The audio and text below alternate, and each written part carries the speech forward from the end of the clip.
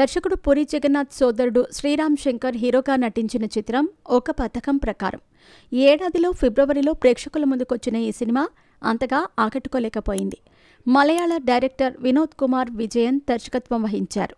Crime thriller జోనర్లో వచ్చిన ఈ సినిమాలో శృతి సోది, ఆషిమా నర్వాల్, సముద్రఖని కీలక పాత్రలు పోషించారు. తాజాగా ఈ సినిమా ఓటీటీ రిలీజ్ డేట్ ఖరారు చేసుకుంది. రిలీజ్ అయిన 5 నెలల తర్వాత ఓటీటీలో స్ట్రీమింగ్ కానుంది. ఈ నెల 27 నుంచి సన్ నెక్స్ట్లో అందుబాటులోకి రానుంది. ఈ సినిమా క్లైమాక్స్ యాక్షన్ సీన్ కోసం 25 డాగ్స్తో ఫైట్ సీన్ తెరకెక్కించారు. కాగా hero Sairam Shankar 143 bumper offer లాంటి సినిమాలతో టాలీవుడ్లో గుర్తింపు తెచ్చుకున్నారు. చాలా గ్యాప్ ఇచ్చిన ఈ ఏడాది ఒక పథకం ప్రకారం అనేక సినిమాలతో ప్రేక్షకుల ముందుకొచ్చారు. ఈ కథ మొత్తం 2014 విశాఖపట్నంలో జరుగుతూ ఉంటుంది. పబ్లిక్ ప్రాసిక్యూటర్ సిద్ధార్థ నీలకంఠ భార్య సీత షాపింగ్కి వెళ్ళగా అక్కడ భార్య మిస్ అవుతుంది.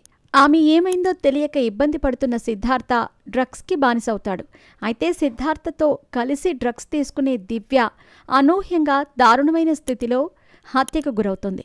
ఈ కేసు విచారణలో ఏసీపీ రఘురామ్ సిద్ధార్థ ఈ మర్డర్ చేశారని భావించి అరెస్ట్ చేసి కోర్టులో ప్రవేశపెడితే డ్రగ్స్ కేసు కారణంగా సస్పెండ్ కావడంతో ఆ స్థానంలో ప్రాసిక్యూటర్గా రావాలని ప్రయత్నించే చిన్నబాబు కూడా సిద్ధార్థని ఇరికించే ప్రయత్నం చేస్తాడు.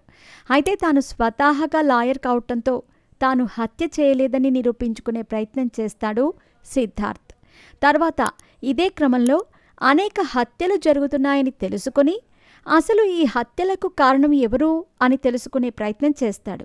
ఈ ప్రయత్నంలో అతనికి ఏసీపీ కవిత సహకరిస్తుంది.